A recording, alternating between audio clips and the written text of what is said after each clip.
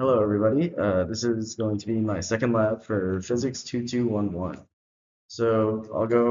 I'll introduce the lab, we'll go over the procedure, the computational models, some of the data analysis, some of the errors, and then what if and what it means.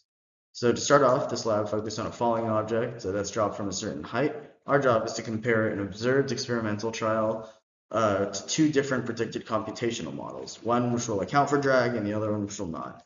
The main results that we got was that the one that accounted for drag ended up matching the data most closely. In performing this experiment, we're also verifying Newton's second law, the idea of multiple forcings acting upon an object. So some of the equations we used: the velocity update formula, position update formula, and the drag force formula. Here are the free body diagrams. So the system is the ball, and the surroundings is the air and everything else.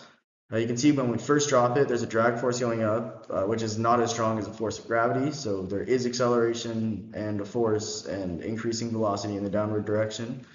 When we're at terminal velocity, you can see that force of drag is equal to force of gravity, which means that there's no net force, no acceleration, and velocity is going constantly downwards.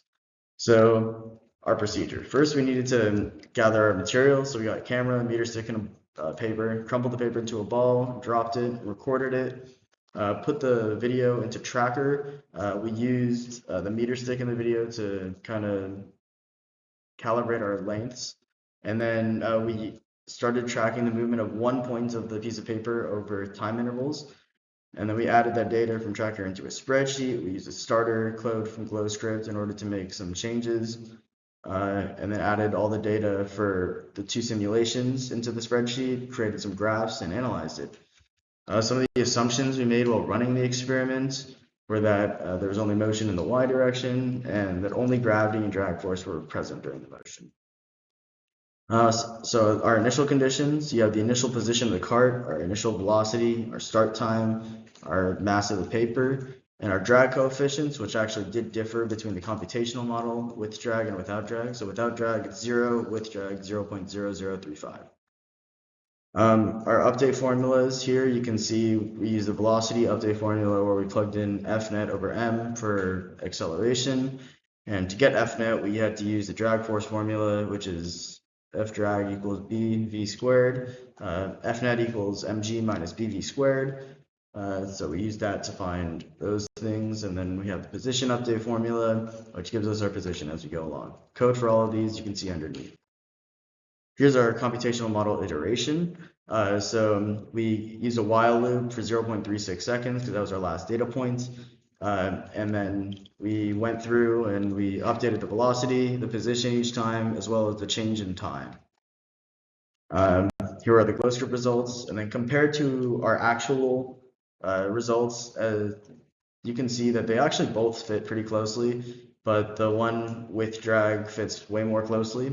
And one reason we might not see like a huge difference, it could be that the shape that we crumpled the ball into reduced the surface area exposed to the air as it fell.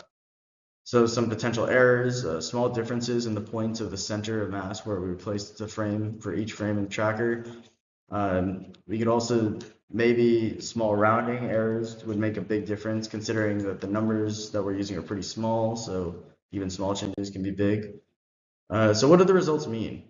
Based on our results, we can see that the computational model with drag force is able to give us terminal velocity. We don't actually see it in the other graph because I don't believe we actually reach terminal velocity in that graph.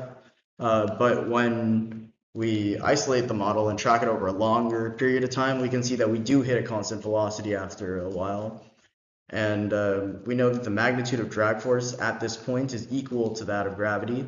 And because they go in opposite directions, net force becomes 0, which explains why we have the constant velocity. So what if the object was initially thrown downwards instead of just being dropped? Well, you can see here, there on the left, there is a model where it is just dropped, and on the right, you have the model where it is thrown, and they actually reach the exact same terminal velocity.